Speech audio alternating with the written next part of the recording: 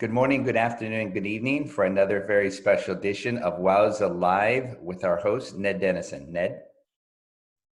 Hello, everyone. I'm the chairperson of the International Marathon Swimming Hall of Fame. We have one of our honorees with us today from India, the famous Taranath Shenoy, and his son, who's Dr. Anakal Shenoy, based in Boston as a postdoctorate, specializing in diseases and problems with the lungs, based in Boston. So welcome, guys. Thank you. Let me start by asking Taranath about your childhood in India.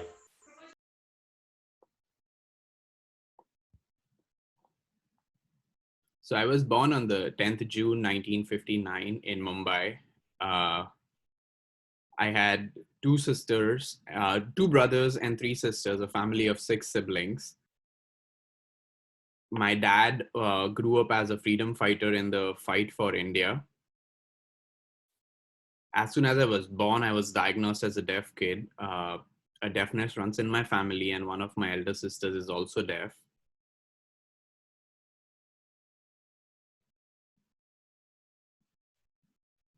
So as I was growing up, since I was diagnosed deaf, my parents put me in a deaf school where I was learning sign language and understanding how to use sign language to communicate with people around me.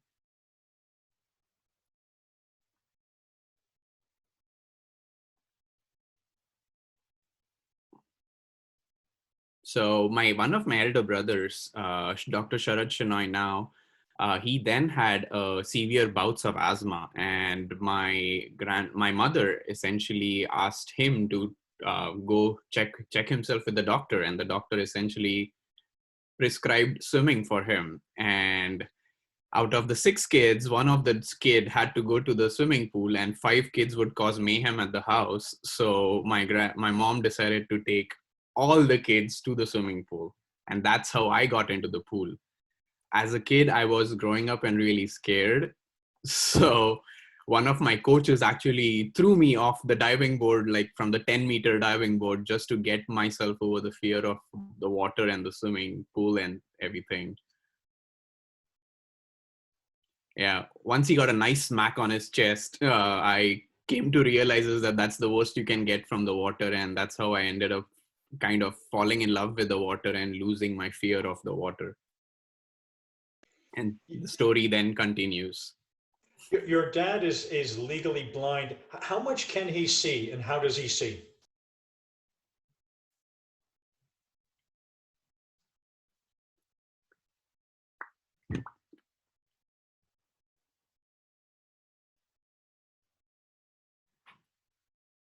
So he's legally blind with his right eye, and the story goes along as he was not born blind.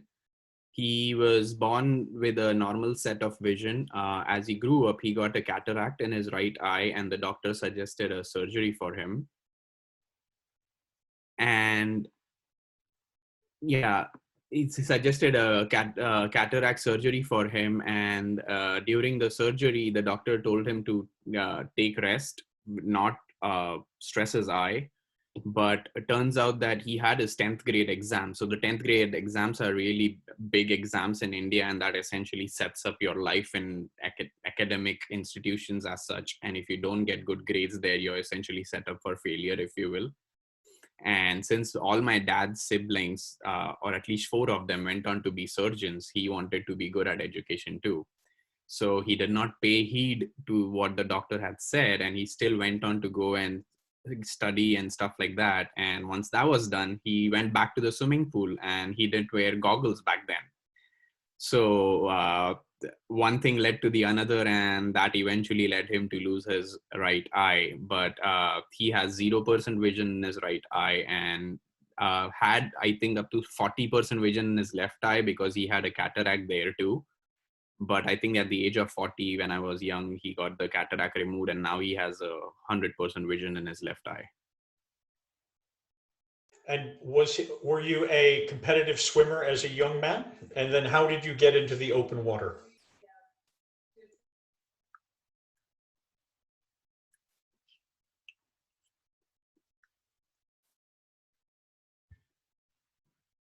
Yes, I started as a swimming pool, a short distance swimmer. 50 freestyle, 50 butterfly, 100 freestyle, and 100 butterfly were my favorite events.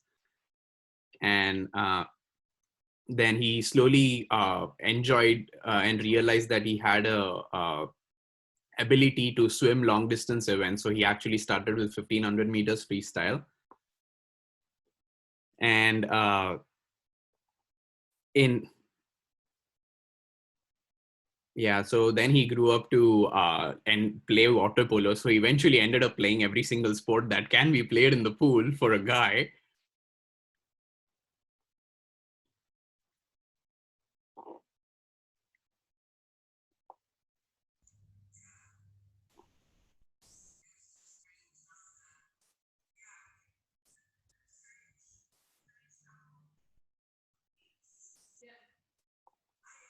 So in Mumbai, there are certain competitions. Since Mumbai is a beach city, there are a lot of oceans around us. So we were asked to have. There were a bunch of competitions in Mumbai, and one of them is swimming from a town called Dadar to Malad and Malad to Dadar, which is like a 5 kilometer race.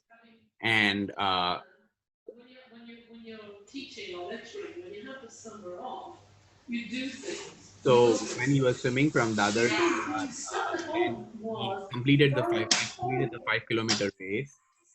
And then there was another race, which was a 40 kilometer race And in if Mumbai. And two his weeks there doesn't national mean talent 8 was weeks clearly away, of visible. course, we didn't do that. But not being away, just, and I remember people coming home So with the me. next long You're distance coming swimming home was in Gujarat, with 4 which is weeks like a visa. state above You were tired. Maharashtra in India. And the hair is Also had a long bleached distance blood from race, which this. was an all India I was national there level saying, race. oh, I can't believe this. So there's nothing wrong with being in Ireland, but it's just not having had the luxury of going away. Oh, it was just horrific. Hated it. So the turning point for me was that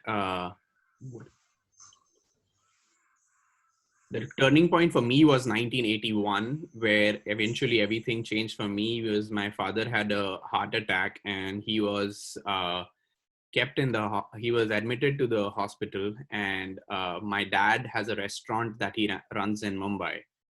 So I had to take care of the restaurant while my dad was in the hospital. So a friend of mine came and told me that they have this race across the Park Strait, which is a swim from India to Sri Lanka, and asked me if I can swim. And to be honest, I was scared. I was not prepared. I was not ready. I was not practicing at all.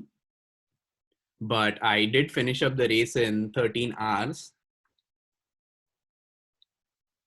So I did finish the race in 13 hours and I did get a gold medal. And that is what really instilled in me the idea of wanting to swim more long distance races across the world. And actually, that is where the press media who were covering me came and instilled the idea of, hey, have you thought of swimming the English Channel? So he thought that the English Channel is going to be an easy deal.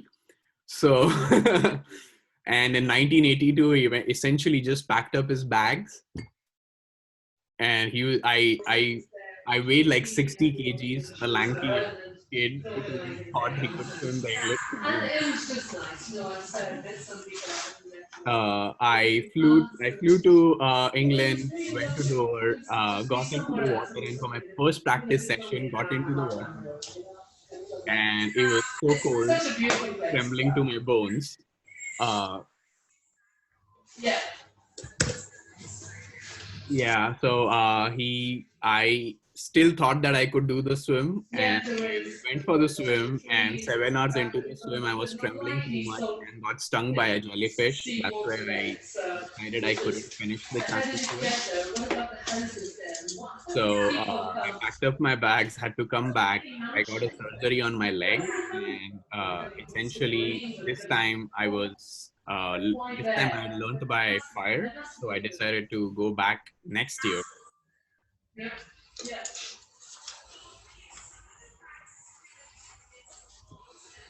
Okay. I was kind of annoyed and pissed with myself that I took such a big challenge Yeah, I'm gonna move this because unimportantly and there's a piece of decided to wall put there on a lot which of is weight this time around. So I ate a lot of ham and a lot of yeah. pork and put myself up to 96 kilograms from 60 kilograms. Whoa. That's right. If not, yeah, I'm fine. And I Plenty of warm. and decided to go to the English Channel in 1982 again. So that's essentially how his saga for long distance swimming began. Was this your father's first big trip going to England?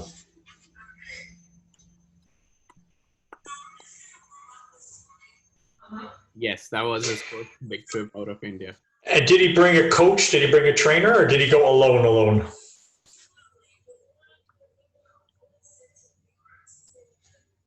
Yes, so he brought his coach with him. I mean, his coach meaning his elder cousin, his elder brother who was asked to swim was the coach. He was then a doctor also. And that's one peculiar thing about my family is we have three or four siblings in our family who are really good swimmers. So my dad's elder brother also is a national level swimmer, has also been given a civilian award for swimming. And one of my dad's elder sister is also a national level swimmer, and it's like swimming runs in our family at this point. But yes, his elder brother came as a coach with him. And does your father tell his siblings that anybody can be a doctor, but only a special person can swim the English Channel 3 times?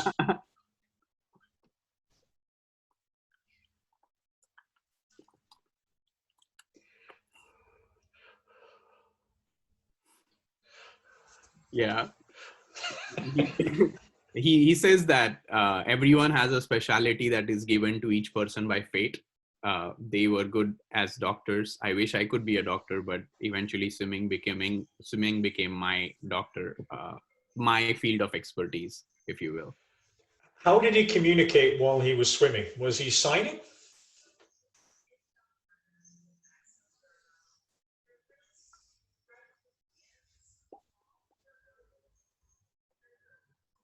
So he had put sign languages in place. Like if you put the T, that means go fast. If there's a sign of kicking, which means kick faster.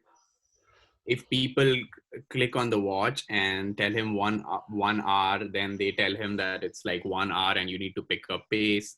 So they had a bunch of sign languages. If they wanted him to swim fast, they would use torch. If it's a late night swim, then they would actually use a torch to signal a circle to tell him that you need to swim faster. So he used a lot of sign languages, and that's one thing he realized is that if he would like to have people with whom he can sign or talk much faster and with whom he has worked out a system to communicate, rather than just fly to a different country and have people as helpful as they are try to help him, because my dad is not fluent in English. So it helped him build a communication rapport, and the person who coaches him was fluent in English, so they were the mediator for him. For some swimmers from India, this accomplishment changes their entire life. Now, it sounds like your father already came from a very accomplished family, but how did this change his life when he got back to India?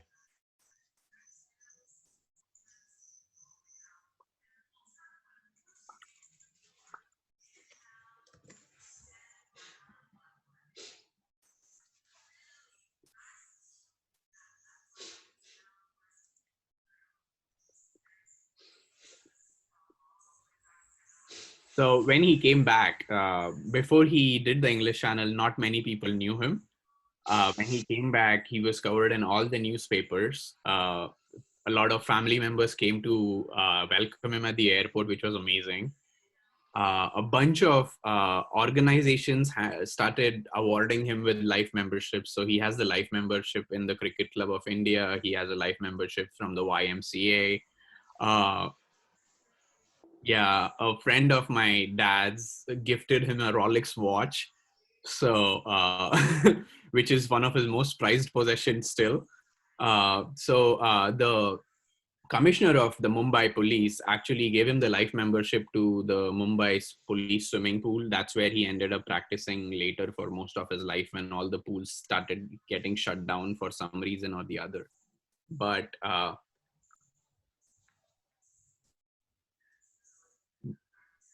so once I swam the English Channel, it eventually became a very important swim for me because there were a bunch of swimmers from other countries who came to England to try to swim the English Channel. They saw me swim and the timing of 10 hours that I had clocked, and they invited me to come to swim to their country's marathons. And that's how he actually got into the trail of swimming one long distance swim after the other. So the first swim he was invited to was swimming the Suez Canal in Egypt. And then, so after the Suez Canal, he was invited to swim in Italy. Since after the English Channel, he went to swim the Suez Canal. Then he went to swim Capri Napoli in Italy, and that's where he met Diego Maradona. So that's one of his favorite memories of going to Italy. Then he swam the Nile in Egypt, and that's how his saga with swimming and swimming one long distance race after the other began.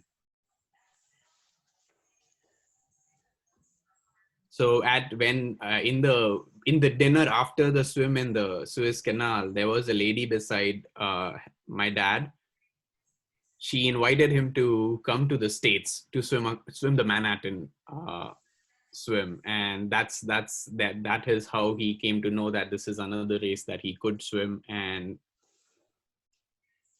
it was like a 48 kilometers across the whole island, and that's the swam that is how he got into these swims, where he placed third. So just to yeah, just to complete the record for everybody who isn't keeping track, that was 3 times across the English Channel. Went back to Manhattan twice. Cook Strait, that little jump between the islands in New Zealand. What was the toughest swim for him?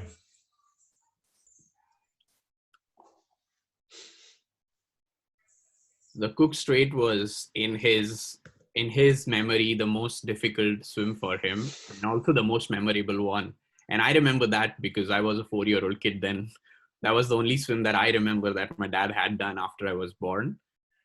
It was difficult because while he was swimming, he actually faced a whale, and there was a whale while he was swimming right beside him, and he had to stop. And there were a bunch of dolphins that seemed to be cutting his swim again and again, so he had to keep stopping every once in a while. The water was really cold. For people who think English Channel is really cold, they should try the Cook Strait. For our viewers who might not know, we all know the famous Shenoy Marathon Swimming Hall of Fame honoree. This guy Maradona apparently played football or something, but for whatever that's worth. What was his best memory of all of his swimming adventures? What's the thing that he remembers with the biggest smile?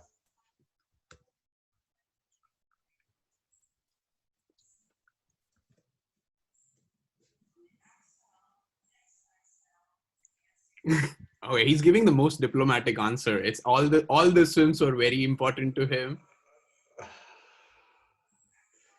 But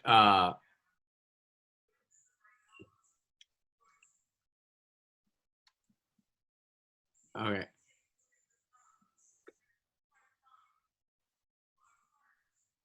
I think, yeah, for him it was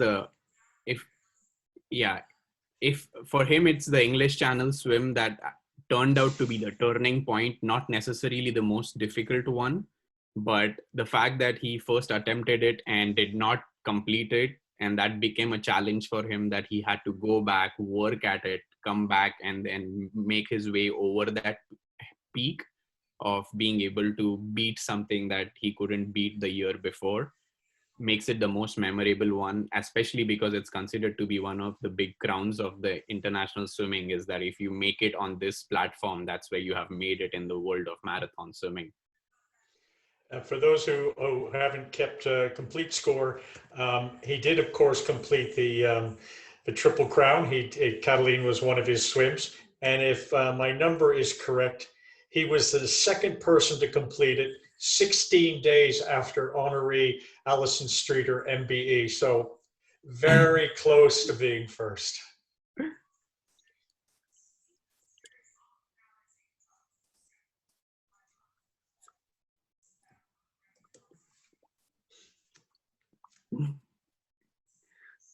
He was like, I didn't know the stats. I'm great. I'm so happy that you remember these stats.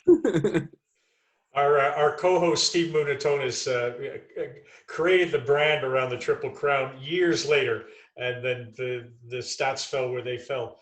Have your dad tell us about his career and his family. He's obviously proud of his PhD son in Boston, but tell us the story of his career and his family.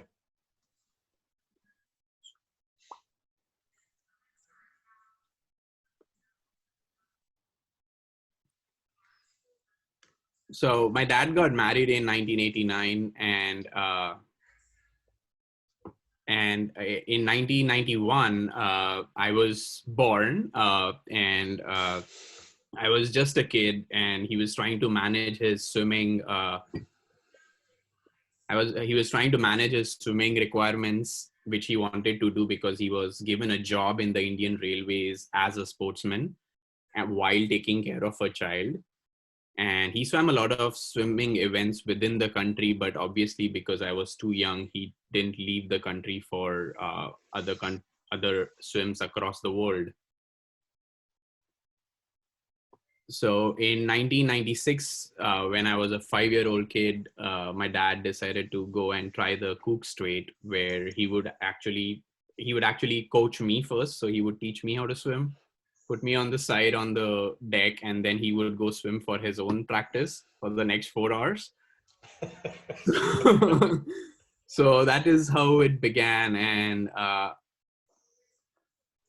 yeah, so he would have those kangaroo pouch in front of him to keep me on and drive me to the pool and drive me back, and coach me, train me. Once in 96, his Cook Strait swim was done.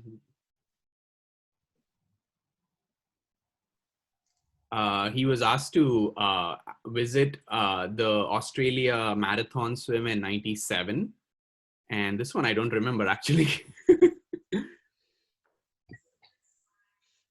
And I went and swam the Australian swim, after which the government was not as supportive for his swimming adventures anymore. Like, there were not a lot of sponsorships that could fund his trip to the other countries. So he decided to stop swimming and concentrated his whole attention on coaching. So that's when he started coaching me. And there were a bunch of kids where he used to coach me that they wanted to actually train under the Padma Shri Taranath Shenoy. So that's where he gotten into, he started a small swim kind of a group where he taught a bunch of people. I became his first student, went on to swim at the state and the national level. So I personally myself was a butterflyer, a 1,500 meter butterflyer as a kid. Then went into freestyle and then went into backstroke. So I eventually ended my swimming career as a backstroker at the national level in India, with the 100, 50, 100, 200 backstroke being my main events. Yeah, he would train me for 3 days. So our day would usually look like something along the lines of waking up at 6, working out till 8 or 9, going to school. Where I go to school, he goes to his office. Then we meet again at 5 p.m. in the evening, and then train for 3 hours from 5 to 8 in the night. So that was essentially how our life went on for almost 22 years of my life before I got admitted to University of Texas and came to the States. He tried to make me swim long distance events. I'll give him that. He asked me to swim a couple of sea swimming events in India. There's a race called Sankarak to Gateway of India, which is like a lighthouse in the middle of the sea, the Arabian Sea around Mumbai. It's a 5-kilometer race, but I didn't enjoy swimming sea swimming races. I swam 1 or 2.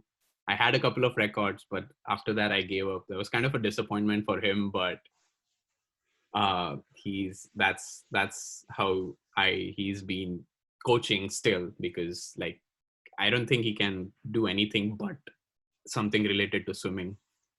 Is your dad still willing to coach for you on the Boston Light Swim next year?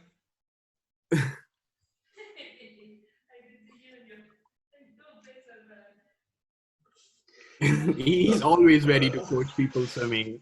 Okay, I know the organizers, Anakol, and it's right in Boston. It's no problem at all. I'll give them a call and we'll get you. Make your father very proud now. That'll be awesome. Yeah, it'll make me fit.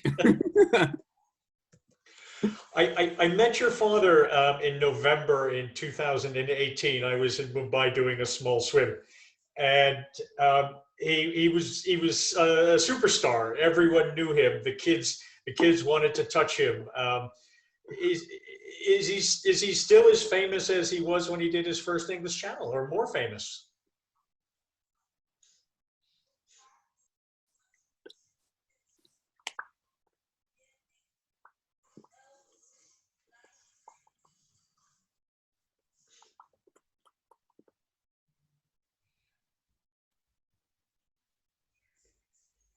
So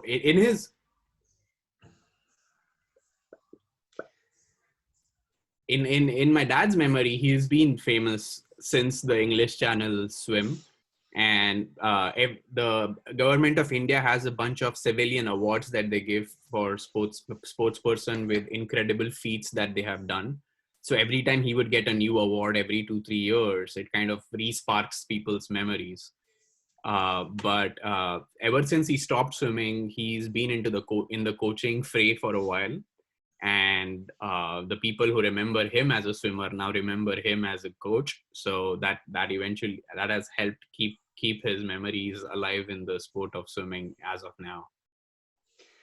I was thinking when I was training and I was really tired, and I would say to the coach, "Come on, coach, I'm tired. Are we done yet?" The coach would pretend like he didn't hear me. Oh, yeah, this coach definitely will not win. Oh, there have been a bunch of arguments between me and my dad as a coach, because like that was one of my biggest peeves, was the fact that your coach lived with you. So it would be like, even when you eat, your coach would be watching what you eat. Even when you sleep, the coach is watching when you're going to sleep. So it was a really interesting balance to set, where the father was the father within the doors of the house, and as soon as you step out, he's actually the coach. But yeah, he's known to be a very disciplinarian coach for sure. So before the national championships for you, you weren't allowed to go out on Friday night with your friends. No. I mean, I don't think even the national meets or anything. It was just a way of life for us. Like, I think that was one thing that my dad instilled really well, and I'm really proud of the fact that he instilled into me is big feats to the world come as very glossy achievements, but the amount of sacrifice that go into making it is a lot. And that does mean that you have to give up a lot of dinners with your friends, a lot of movie nights, and you just have to keep knowing that 1 year from now you're trying a feat that not many people can do. So you better be ready for it, because eventually that's the only one shot you got, right? And ask your father, how important has open water swimming been for his life?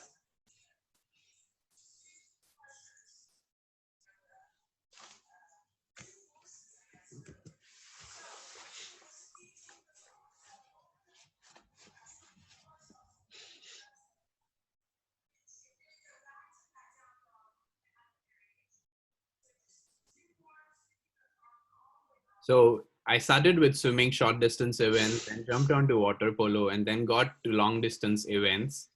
But eventually, long distance swimming was the one that gave him all his merits, right? All the awards, all the civilian achievements, everything he has, all the recognition he has in India is because of long distance events.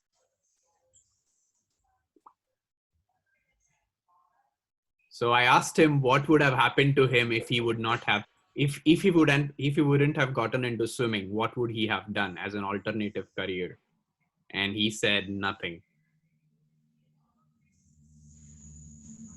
It was a very timely combination of my brother's diagnosis of asthma, my mom to go to swim, and me learning that I was good at something when everyone around me told me that you're deaf and you can't do anything. Yeah, and he didn't even have a job, right? My dad couldn't complete his 12th grade studies, but his swimming essentially got him a job. So everything he has currently in his life is all because of swimming, and he owes that to swimming through and through. And that's why he likes to give back to the society and be a coach and train kids and be a voluntary coach for deaf and normal kids, if you will. And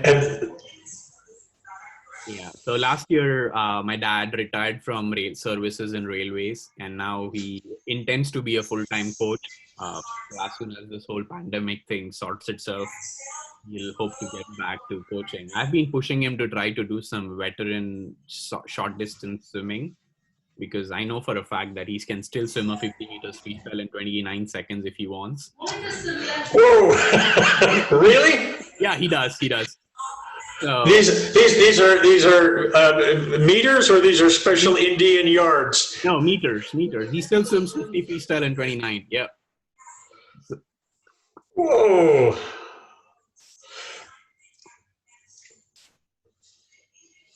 Yeah. So he was practicing on my. Yeah. So the last time he got into the pool because of I pushed him, in a practice time, he clocked 32 in the pool, and he intends to get back into a much better shape, at least with swimming, but he's not, because of the whole COVID-19 pandemic situation, he hasn't been able to train himself. Now, when I do that, they put the gun in the air and I wait till I hear it go off. Does he go as soon as they put the gun in the air? No. Before they pull the trigger? Yeah, so that's one of his pictures from a recent meet. Okay. He still swims. Fantastic.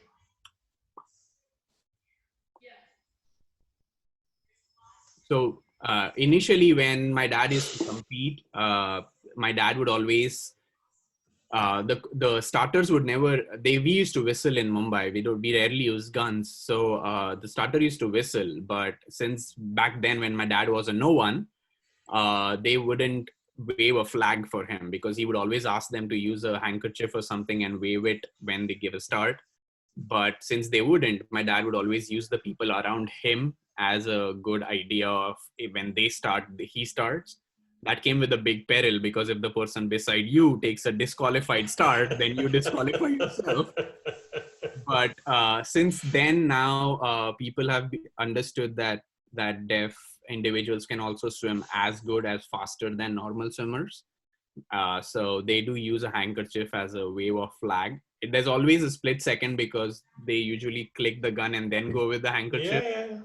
But it's better than not having anyone even try to help you. And which is he surprised that marathon swimming has become so popular in the last 10, 20 years?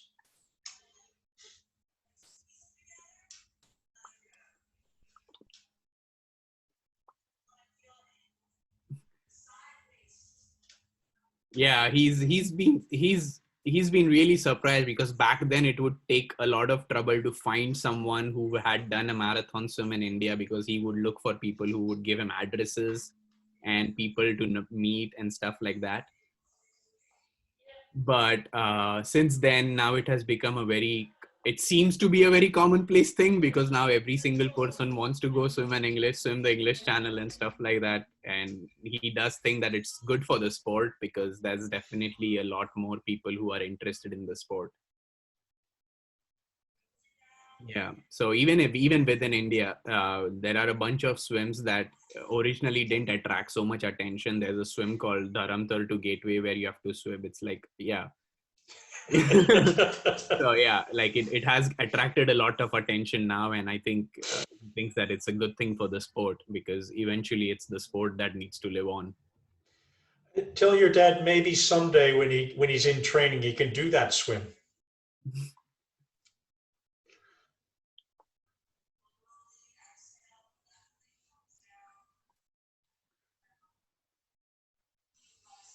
Yeah. So I mean, he's swum the Dharamtar Gateway 2 times, Okay. so back and All front. right. He's literally swam to Dharamtar and back before.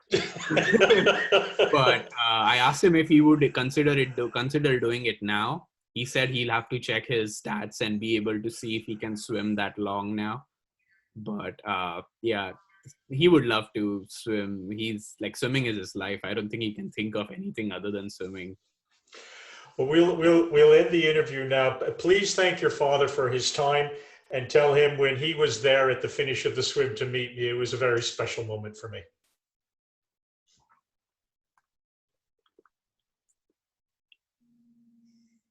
Thank you. Thank you for having us.